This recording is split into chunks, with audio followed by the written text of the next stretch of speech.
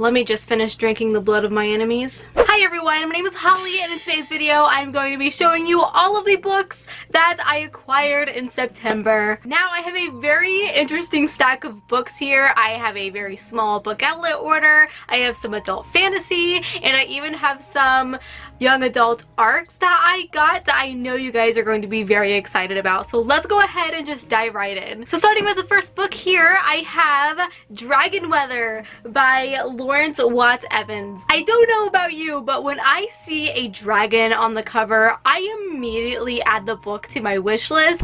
No. Scratch that. I actually immediately add it to my shopping cart. This was a total spur of the moment buy. When I saw it on Bookoutlet, I knew I had to have it. I only paid $1 for it, so it was definitely a bargain. It tells the tale of a young boy who is the sole survivor to a dragon attack on his village, and his troubles increase when the men who find him buried in the rubble end up selling him into slavery. And the rest of the novel is following him as he goes on a quest to get revenge against these dragons and the men who wronged him. It sounds like your classic sword and sorcery fantasy book, but with dragons, which I absolutely adore. This book was published in 1999, so I'm really excited to see how it holds up to the test of time. And the second book in that book outlet order was The Forgetting Moon by Brian Lee Durfee. This is an epic fantasy that is a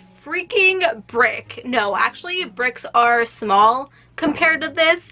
This is a freaking cinder block. This is supposed to be very gritty and brutal, following a huge cast of characters of all kinds of races, including elves and dwarves, and it's supposed to have storylines interweaving into other storylines. I mean, it definitely has the length to do that. It's following Nail, an young orphan boy of mysterious parentage who is raised by a male guardian in a small village. When his home is attacked, he is forced on the run, and he discovers that he is the center of some epic importance. Yes, that does sound like your typical special fantasy character, but I know it's so much more than that. It delves into a complex prophecy, and it's supposed to be a 5-book series, so I am here for it. So the next book that I bought myself was Dragon Champion by E.E. Knight. Oh look! Dragon on the cover. This is the first book in the Age of Fire series, and it's a bit of an older one. In fact, let me see what year it was published. 2005. I have to read you the first small paragraph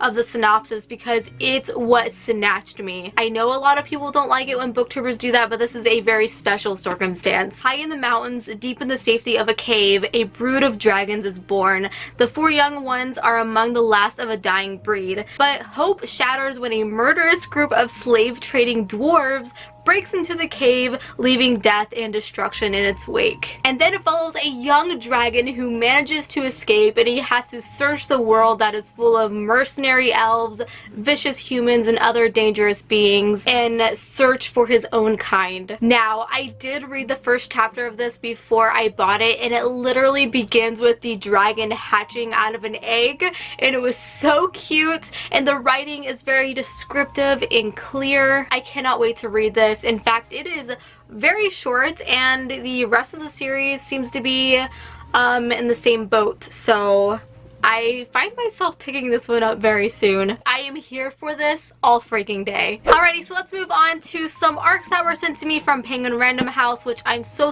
grateful for, and the first one being Fireborn by Rosaria Munda. Oh look! A dragon on the cover again. We have run into a theme. We like an obsessive dragon lover. So obviously when I was offered a copy, I couldn't say no. This is a new politically charged YA fantasy that follows a young man and a young woman from opposite social classes who end up being trained as dragon riders. This releases on October 15th, and it promises gripping adventure and family bonds. But to be honest, I'm just really hoping for the family bonds to be more like dragon bonds. You know, I could use some like dragon pets. Like, I want all of the dragon interactions, please. Look at this. Dragon, dragon, dragon. It's a dragon fantasy kind of book haul. That's probably the title of the video. The next book I have here is War Girls by Tochi Unbuchi. This is the same author who wrote Beasts Made of Night, and he has come out with a brand new sci-fi slash dystopian book that releases on October 15th, so a lot of books coming out that day. This is supposed to be like a futuristic Black Panther inspired story set in Nigeria. So it tells the story of a Nigerian civil war, but with like robots and mechs and badass ladies, two in particular who are on the opposite side of the war, and they're both fighting for peace. I really hope that this is as action-packed as it sounds, and I bet that the setting in here is rich and lush, and that's exactly what I want. I'm not one to be excited for YA dystopian, but there's something about this one that just tickles my fancy. Probably the unique setting that really entices me, and this cover. I mean, she's a babe, like, let's make that clear. The next arc that I have here is A River of Royal Blood by Amanda Joy. This is the first book in a new YA fantasy that is set in a North African inspired world. I recently read an African inspired story, which was The Rage of Dragons by Evan Winter, and that book was fire. So this one has a lot to live up to. Obviously a very different premise, but this one is about sisters who are fighting to the death for control over a queendom. Sounds very much like Three Dark Crowns. It's supposed to be very dark, following an array of diverse characters, including Fae, which sounds very interesting. I'm really hoping for a lot of political drama in this, plus some pretty strong female characters. The final arc I have here was sent to me from Orbit, and I actually got it today, so I was not expecting it, and that is The Throne of the Five Winds by S.C. Emmett, which releases on October 15th. First off, hello thick fantasy. This is a fantasy that is set in a Eastern Asian inspired world. The basic premise is that there are 6 princes who are fighting for the throne, and the princess and her lady-in-waiting find themselves pawns in their deadly schemes. And while all of that is going on, there is a rebellion that's starting to rise. I definitely expect this one to be a slow burn fantasy. I don't know why I get that vibe, but probably because of the basic premise and how thick this is. I bet it's going to be character driven as fork. I mean, this thing's a freaking dictionary. How many pages is this? 650 pages, dang.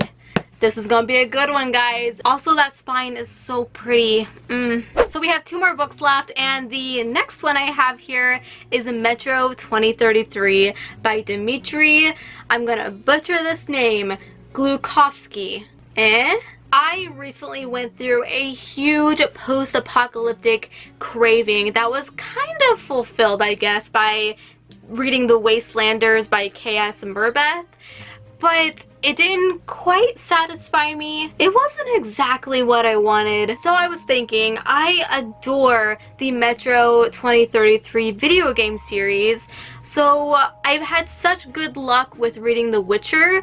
Why not pick up another book that inspired another video game series that I love, which is this. This book is set in, obviously, 2033, and it depicts mankind's struggle within the Moscow subway system after nuclear bombs have completely destroyed the surface and have contaminated the air, resulting in the birth of mutant monsters, which obviously creates a life of horror and terror for the Metro human population. The video game series is so amazing. It is so creepy and atmospheric, so I'm really hoping that the original source material is even better than that. And the last book that I have here is Mort by Terry Pratchett. I blame my friend Kat from Kat's Reading Corner on Instagram because her Instagram stories are always so full of Terry Pratchett love. This is part of a series that has over 40 books. It's called The Discworld. I'm sure you've heard about it. It's very popular.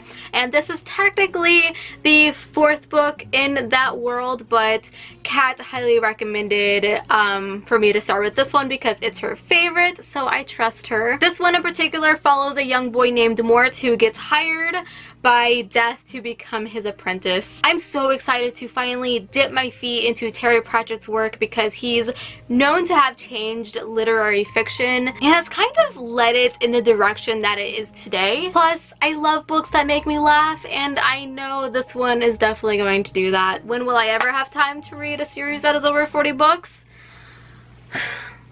We'll see. Alright, so those are all the books that I got this month, and the array of genres is kind of blowing my mind, and I freaking love it. Now I'm going to unbox the September Owl Crate, which I am a rep for them. You can use my code Holly10 on your very first subscription. I don't get anything from that. It's just for you to save some bread. This box kind of looks like bread. Alrighty, so the theme, ooh, that's so pretty, was Fear the Night, which looks like that. We don't want spoilers. We got the packaging noodles. First thing is this enamel pin. I seriously look forward to seeing what these pins look like every month because they're always so pretty and so creatively designed. Ooh, so we have some coffee, which I actually don't drink coffee, even though it kind of seems like it. I don't. So my boyfriend Darren is going to love this. That looks freaking delicious. Oh no, are these socks?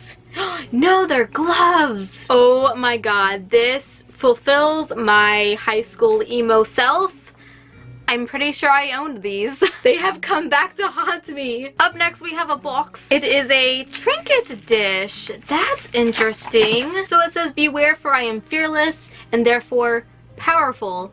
Mary Shelley. What book has she written? I'm a freaking idiot. Frankenstein. Wow, you obviously can tell I haven't read Frankenstein. I forgot that there's a second book in here. Well, now I know what's going on my October TBR, and that is The Haunting of a Hill House. This isn't the book of the month, but this is like an extra book.